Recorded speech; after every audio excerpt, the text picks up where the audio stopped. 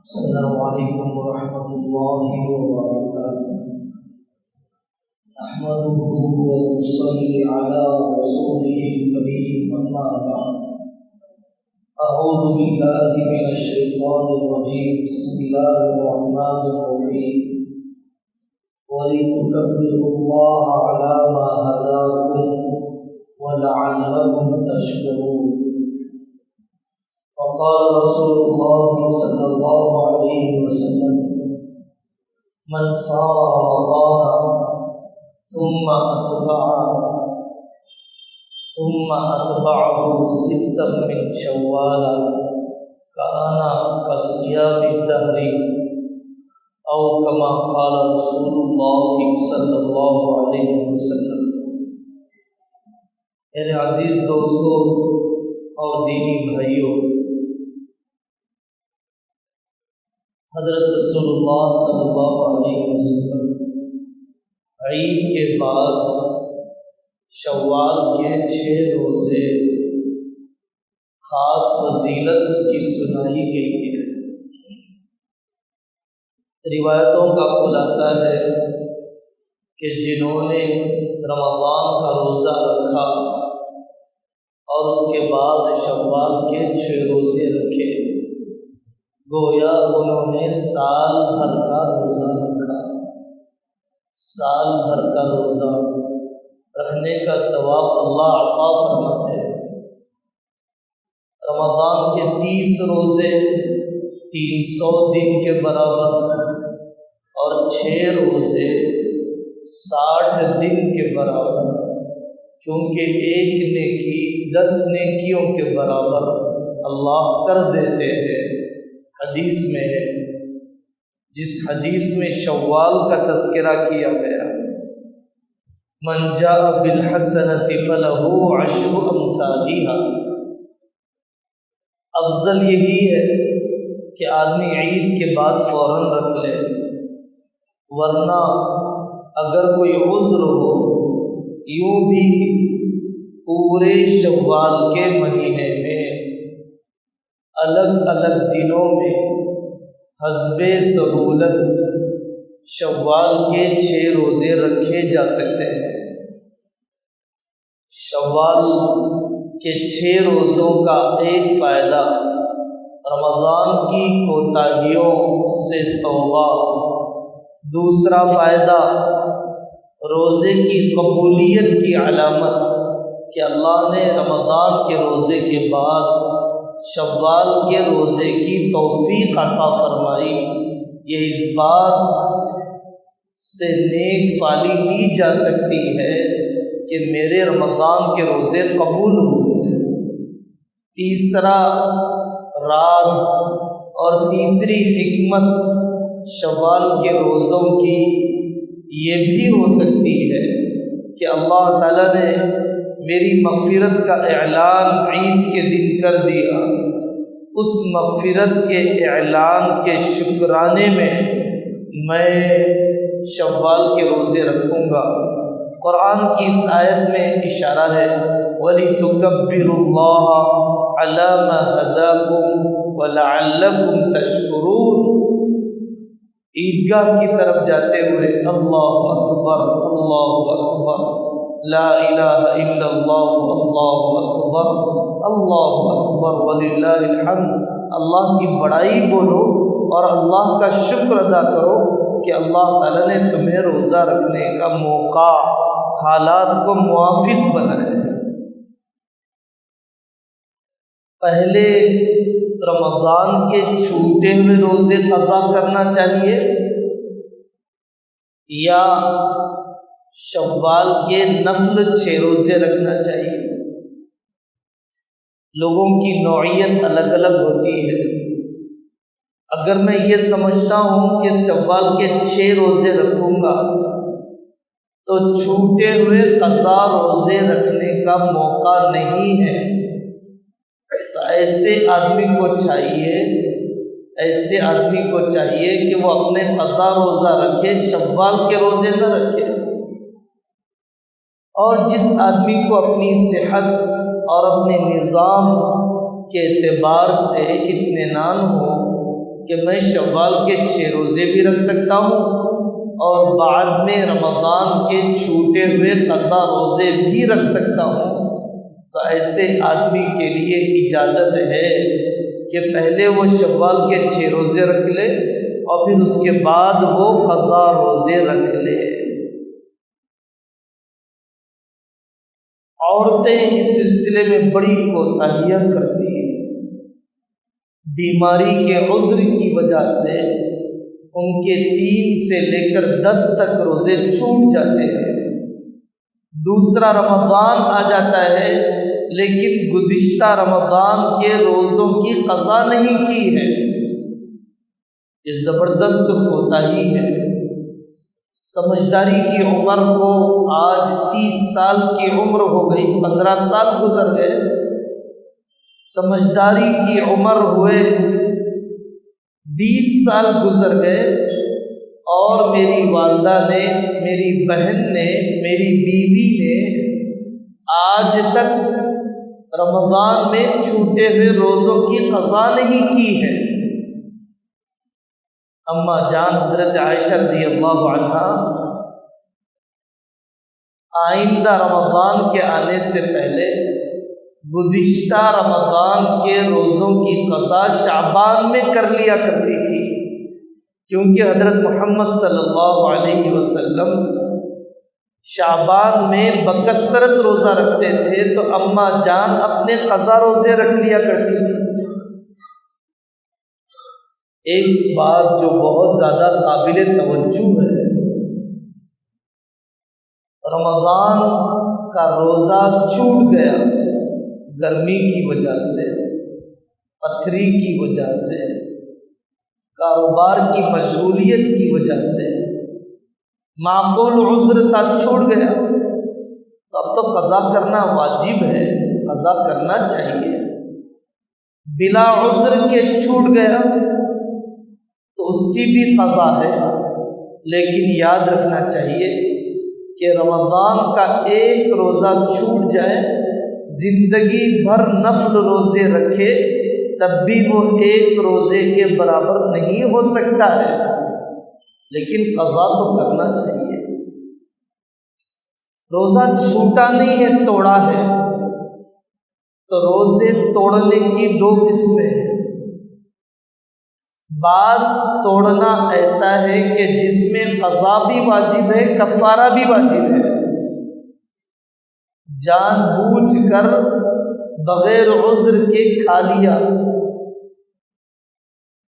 گھر والوں سے تنہائی کر لی، ایسی جگہوں پر قضا بھی واجب ہے، کفارہ بھی واجب ہے۔ ایک روزہ رکھنا پڑے گا اور پھر اس کے بعد 2 مہینے کے مسلسل روزے رکھنے پڑے گا،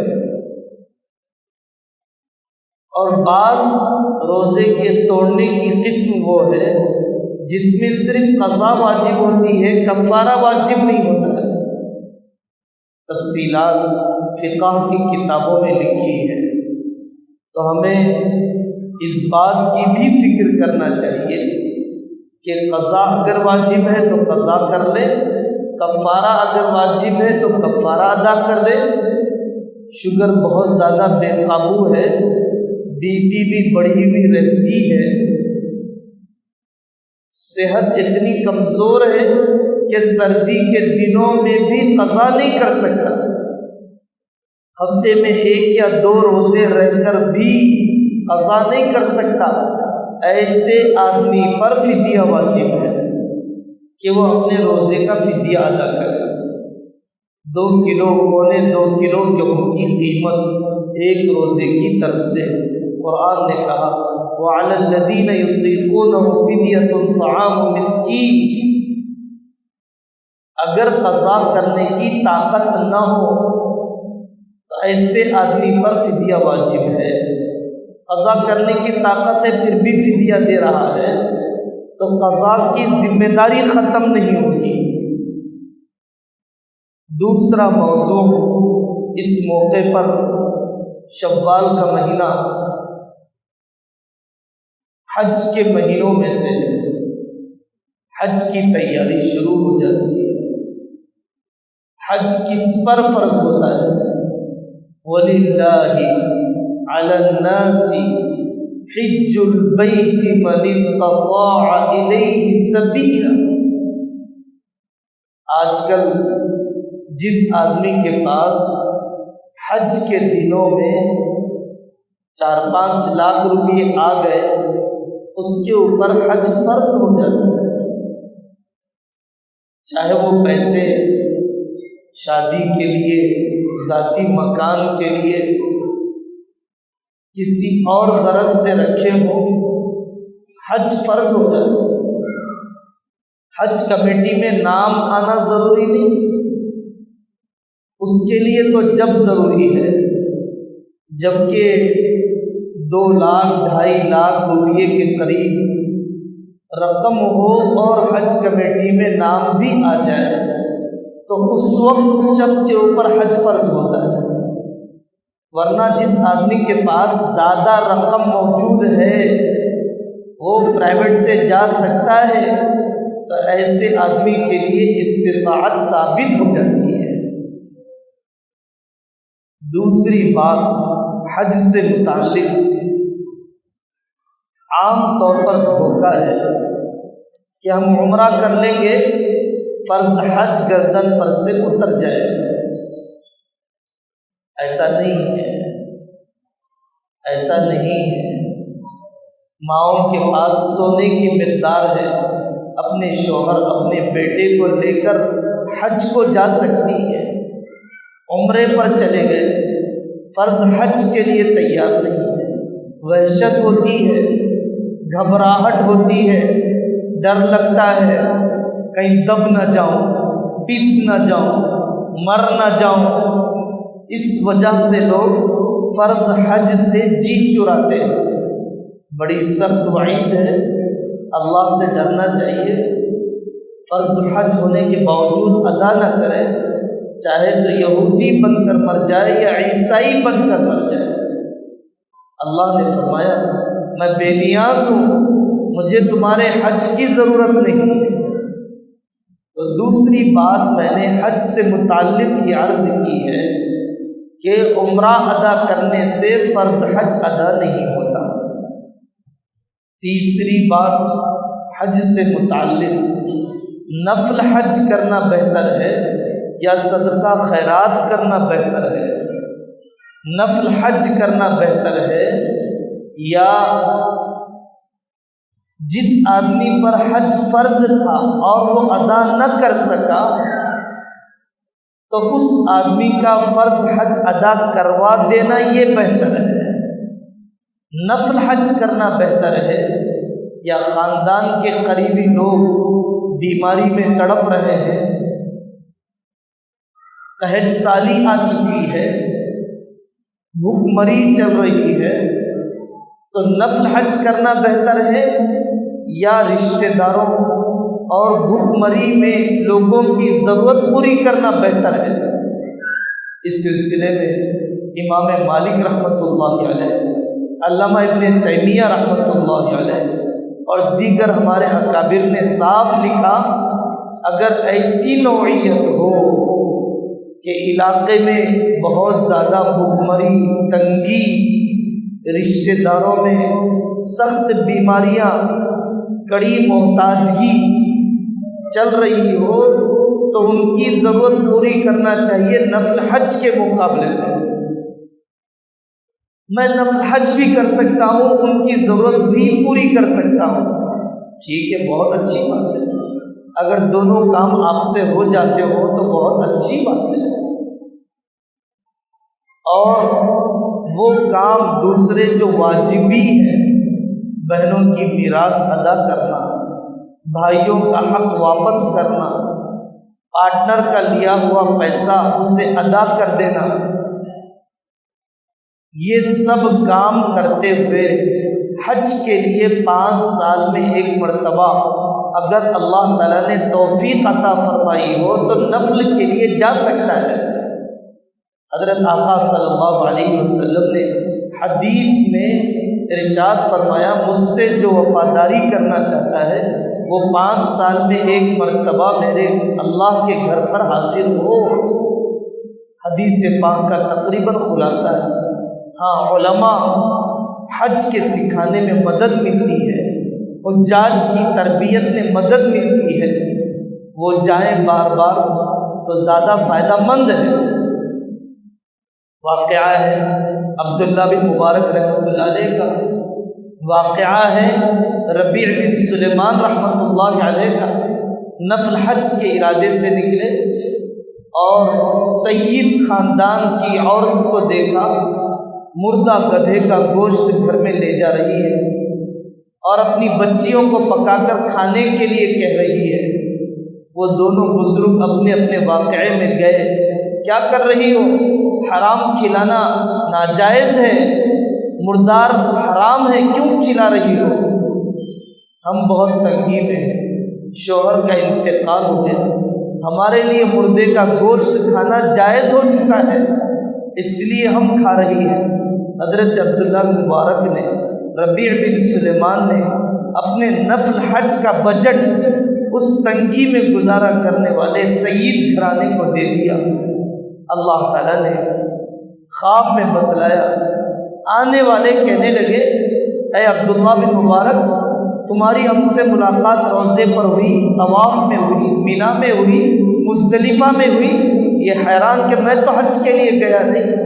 اے عبداللہ، ہم نے قیامت تک کے لیے ایک فرشتہ طے کر دیا، تم نے سید کی خدمت کی، قیامت تک تمہاری طرف سے ایک فرشتہ حج کرتا رہے گا۔ حضرت رسول اللہ صلی اللہ علیہ وسلم نے بشارت میں سنایا، خواب کے ذریعے سے اس کی اطلاع دی گئی۔ تو یہ نفل حج کے سلسلے میں تفصیلات تھی۔ ایک اور مسئلہ حج بدل کی فکر۔ میرے والد معذور ہو گئے، کروڑوں کی جائیداد، لاکھوں کا روپیہ، میری والدہ معذور ہو گئی، اب ان کا حج بدل کروانے کی فکر۔ مجھے اتنا عذر ہے، میں ہوائی جہاز کا سفر، ویل چیئر کا سفر بھی نہیں کر سکتا ہوں، اتنا فریش ہو چکا، اتنی کمزوری آ چکی، تو میرا فرض ادا کرنے کے لیے مجھے حج بدل کروانے کا حکم ہے۔ اللہ تعالیٰ تمہارے فرض کو ادا کر دیں گے، قبول کر دیں گے، لیکن حج بدل ایسے آدمی سے جو حج کے مسائل سے واقف ہے اور آپ کی طرف سے بہتر انداز میں وہ حج کا فریضہ ادا کر سکتا ہو۔ اس لیے میرے عزیزوں، اپنے بڑوں کے حج بدل، اپنے معذوروں کے حج بدل کی فکر کرنا چاہیے۔ حج سے پہلے علماء سے مسائل، حج سے پہلے بندوں کے حقوق ادا کرنے کی فکر، حج سے پہلے رشتوں کو جوڑنے کا جذبہ، حج سے پہلے اپنی نیت کو درست کرنا، حج سے پہلے عشق کی آگ اپنے دل میں آدمی پیدا کرے، کیونکہ حج تو عاشقانہ عبادت ہے۔ عشق کے بغیر حج کا سفر کوئی لطف نہیں رکھتا ہے۔ حضرت رسول اللہ صلی اللہ علیہ وسلم، صحابہ، تابعین، بڑے بڑے علماء حج کی مادی تیاری، حج کی روحانی تیاری کتنے دن پہلے سے کیا کرتے تھے۔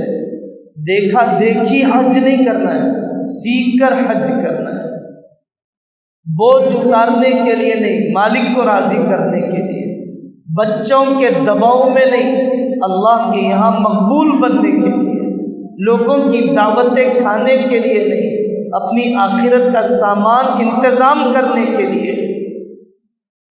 حج کے تربیتی کیمپ ہوتے ہیں، دعوتیں کھانے سے فرصت نہیں ہے، پیٹ خراب کر لیا، کھلانے والے تو وہاں آ کر خدمت نہیں کرتے۔ اس لیے آخری دنوں میں بالخصوص خوب سیکھنے کی فکر ہو، آخری تکمیلی فریضہ، آخری اسلام کا رکن ادا کرنے کے لیے جا رہے، نماز پڑھنا ہی نہیں جانتا، التحیات نہیں جانتا، دعائے قنوت نہیں جانتا، جنازے کی نماز کی دعا سے واقف نہیں ہے تو یہ جہالت ہے۔ سفر حج سے پہلے نماز سیکھیے، زکوٰۃ ادا کرنے کی فکر کیجیے، روزوں کی قضا جو رمضان کے باقی رہ گئے، جو قرض بازار میں واپس کرنا ہے، عمرے پر عمرہ کر بھی رہا ہے، قرض واپس کرنے کے لیے تیار نہیں ہے، جو کبیرہ گناہ ہماری گردن پر ہے، جو مالی حقوق ہمارے ذمے میں اور بندوں کا دل جو ہم نے توڑا ہے وہ حج کے ذریعے سے معاف نہیں ہوتا، وہ تو توبہ کرنے سے معاف ہوگا، وہ تو روپیہ واپس کرنے سے معاف ہوگا۔